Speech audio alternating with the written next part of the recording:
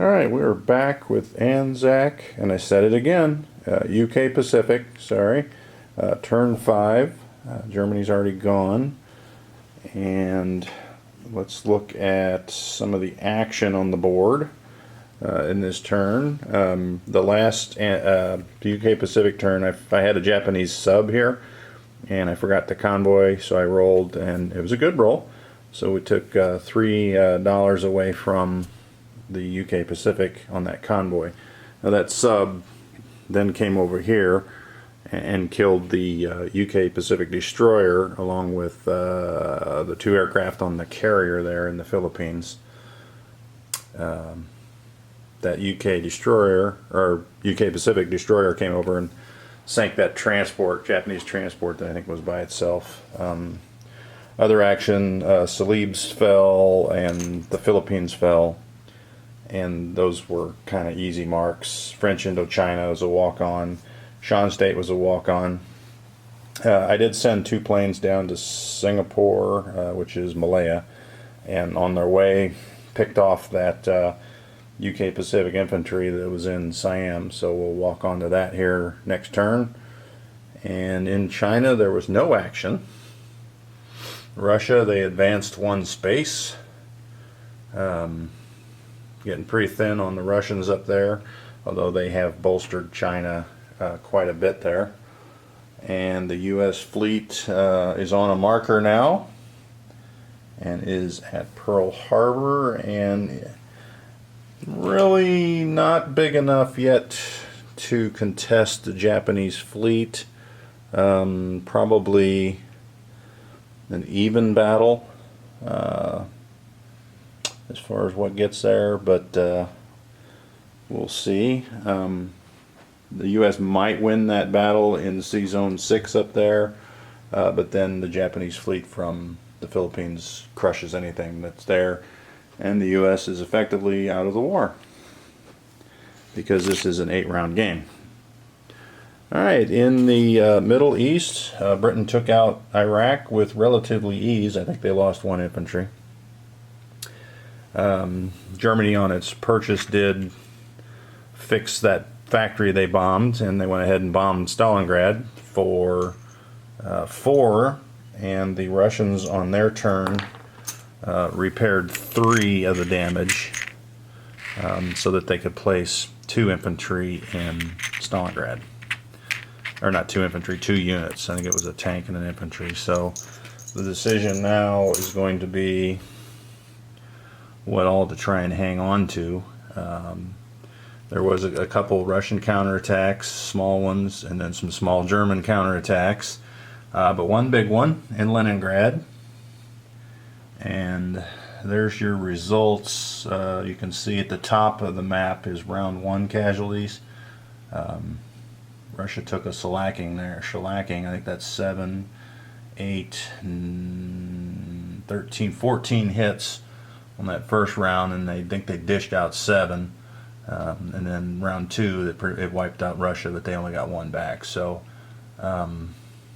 staying there turned out, I mean, you eliminated 8 German infantry, but I don't think that's, I think the better use was probably to pull back like in the previous game. But I don't want to always do the same thing every time.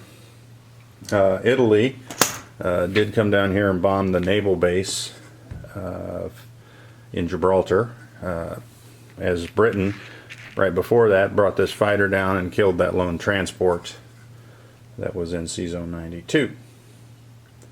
And that's really about it. The U.S. has come down and claimed Brazil, and their fleet is off all these small countries here, British Guiana and French Guiana, and that Dutch, which I do not know, was that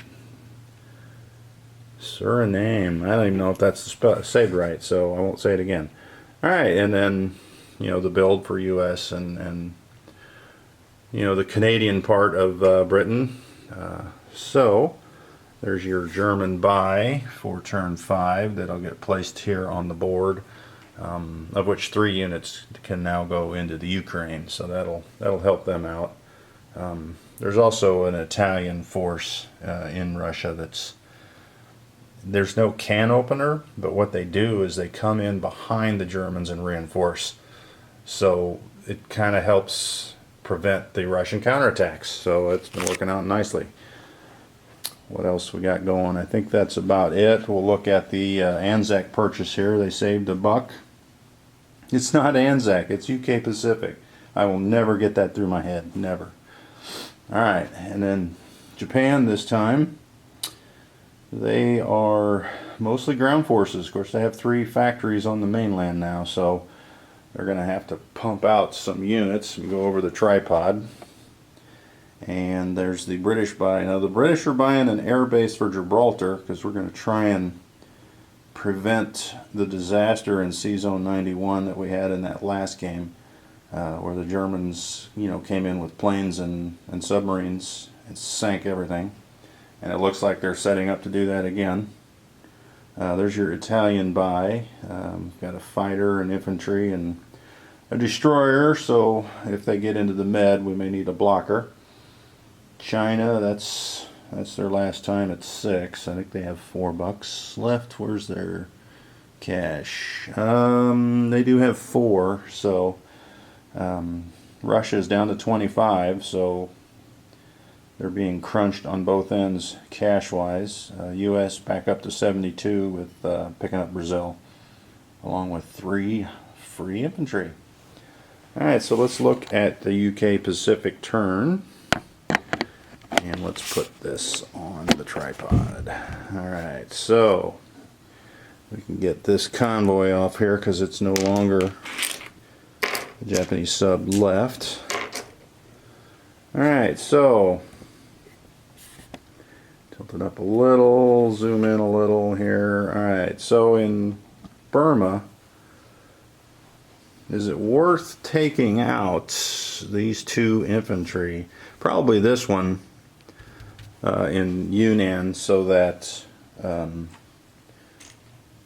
Japan doesn't have the ability to land its planes there. Once they get their planes in there, then that's probably it for UK Pacific there. So I think we'll take this green ship off, replace it with 3 infantry, because we're going to send 2 north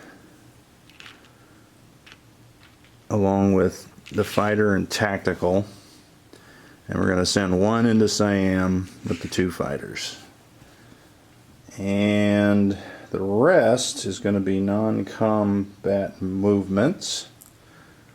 Let me look over here at Australia first. Yeah, because I don't have a destroyer, so I can't go after that sub at Borneo. My planes can't reach the ships in Celebes there, so that will be it for the attack. I grab some dice. Oh, I have dice. Alright, so up in Yunnan, we've got 2 infantry at 1, fighter at 3, and a tactical at 4. So get that in the dice there. 1 hit. So the Japan, I could have rolled all that at once, because Japan has a 2. Nothing. Alright, so the other fight is 1 infantry and 2 fighters. And I will put the Japan dice in there at 2, so they're the green. No hits. Well, that stinks. 1 and 1. So Japan, or UK Pacific, elects to lose their infantry and not take that territory back. No need losing a plane for 1 point territory. Alright, so with that in mind, the planes will head back, and we've got 6 infantry popping up. Well, I gotta get rid of that Japanese in that marker. Alright, we've got 1 artillery, 2 tanks. So now we've got a decent force to come in there. We shall see how this plays out. And here is the last reinforcements for Africa. I believe. We're going to grab these infantry, tank, artillery, one C-zone, pick up the infantry, and come in here into C-zone 76. Drop everything off in Ethiopia, which has become our staging area to retake Cairo. And all the Japanese ships kind of moved out of range, so let's move these two ships back in there so they've got that air base protecting them. And over in Australia, we're just going to move up the artillery and the transport, and we will set them up like that. I think that's pretty much it. Let's place out our units, all of which are going into India, or Calcutta I should say. Well, no, it is India. Alright, 4 infantry, tank, and an artillery. And that means they didn't move up in income because Yunnan goes to China. And that's where they stay. Where are they at? 16? Or are they at 17? No, they lost one. They're at 16. So let's take $2 off their stack. Oh, $1. They are down to 16 plus a national objective of 5 for having the infantry in Sumatra. Alright, so the next time we'll be back for UK Pacific turn 6. Well, we are back for UK Pacific turn 6, so I got it right this time, which is a good thing. And Germany has already gone for turn 6. So let's look at their buy that'll be going on the board. And they now have 2 factories in Russia, which is for the 6 tanks, and then everything else is going up against the Allied threat on the, I don't know, maybe Rome, the Atlantic Wall, Africa. Well, Africa's already taken a beating. Let's look at that as far as how the battles went. Britain came down and took Morocco. It was a free landing. No one was there. Then Italy counterattacked with one of the artillery and the bomber and managed to get 2 hits on that first round, but the British had a tank and it got a hit on the return, so that killed the artillery. So Britain maintained possession. U.S. landed there in reinforcements. U.S. had a transport here in '88 which snuck through and took out Algeria as that German landing place. So that prevented the German planes from ganging up with the subs and counterattacking this sea zone, at least for this turn. So the German sub on that turn came down and sank that lone destroyer, or not destroyer, transport, as the U.S. did not want to risk any surface ships to defend that. So they bought them 1 turn. Italy can now come down and take that, but then I think the U.S. is in pretty good force to take it back, so I think C-Zone 91 might be safe now.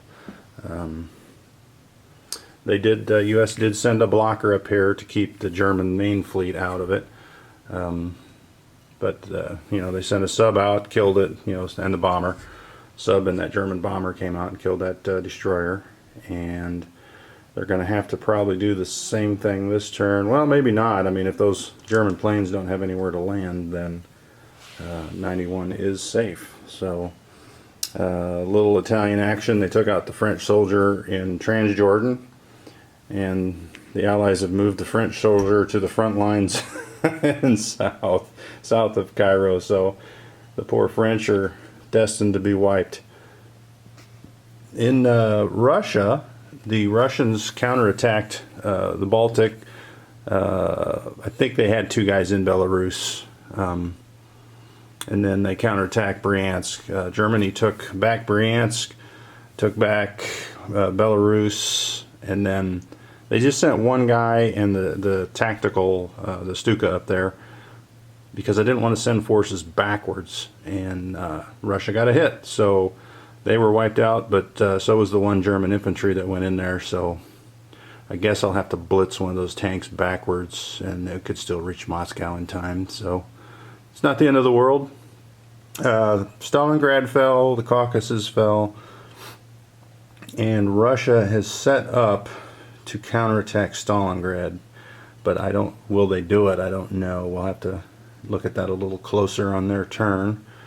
And this marker didn't need to be there. So the Russians have pulled back up there.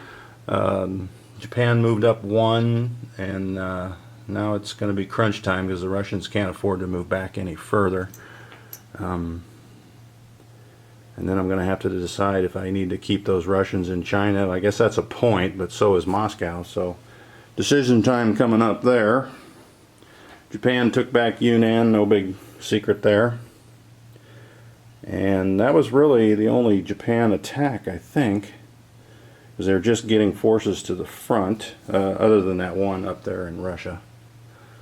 And that was just a walk-on. They did, however, beef up the Caroline Islands, and they brought in a destroyer transport, a couple units, and a couple planes. The U.S. Went at them on this game, or the last game I was going around them, so this game I went at them, and it cost all my invading infantry artillery, and 2 Japanese planes survived. Japan had a really good defensive role. The Allies won the naval battle. There was no scramble because I don't really care about the U.S. ships. I just wanted to destroy as many U.S. Ground units as I could, and well, I got them all. So now they'll have to go back.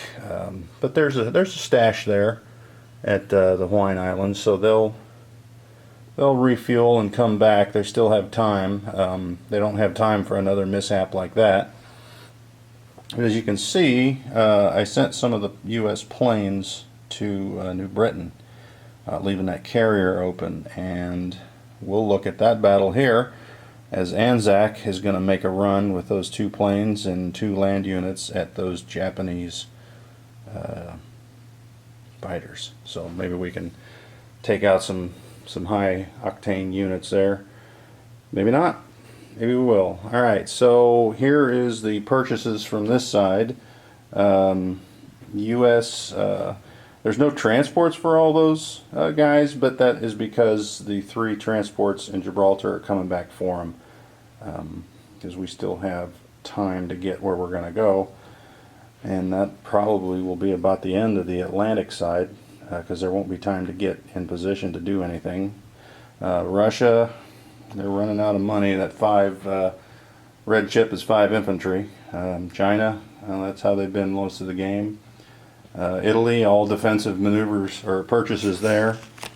And then there is the British with a fighter that I'll be sending up to Moscow, I believe. And Japan, all units for on the move. A couple more fighters to replace what I thought was going to maybe be losses there in the Caroline Islands. And UK Pacific, their purchase. And let's get on with UK Pacific moves. Oh, crying out loud. Sometimes that's a mess getting that on there, but I'm going to edit those out. At least I hope I will. I may forget. Who knows? Alright, so attacks. We've got here, I'm out of focus there. Here in Yunnan, there's one guy. Japan is getting close to China, but they're not there yet. If I move everything in there, they could easily come down and wipe all that out again. So I think we'll take Yunnan just to be irritating, but not plan on holding it. So we're going to send 2 guys in. So I'm going to take that chip away. We'll replace it with a green one. So we're going from 5 to 3, and we're going to send 2 guys in there to Yunnan again with all the planes, because they've got nothing else to do really. The guy in Sean State, do we care about that guy? I don't know. The only thing it might do is keep this tank down in... I suppose we could give one try. So we'll send 2 planes into Yunnan with the 2 infantry. These 2 planes with 1 infantry into Shan. So there's 2 attacks there. Let's go on over to Australia, and we are going to grab on this transport an artillery and an infantry, the cruiser, and then the 2 fighters. And the 2 fighters are 1, 2, 3, 4, and then they can land on the carrier. So the big question here is, let me put that on the chip.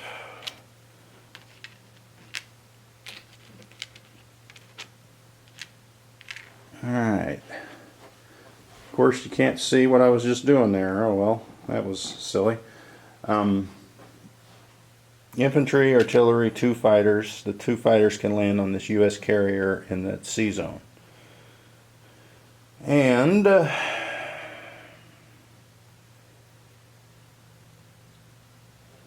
think that'll be it. So let's roll the easy ones first. We'll come down here. And we'll do Sean State first. Got the dice on the tray. We got a 1 and 2 3s, and then I will put the green dice for a 2 for that Japanese unit in there. 2 hits on the planes, so that one worked out. I'll get rid of those. And up north we've got 2 infantry, a fighter, and a tactical, and I will put the green Japanese infantry in there as well. And everybody hit, so I think that's what happened last time. So Japan gets a hit, so 1 UK Pacific goes down. China goes up a point, and UK Pacific goes up a point for Shan. So let me make those adjustments here real quick.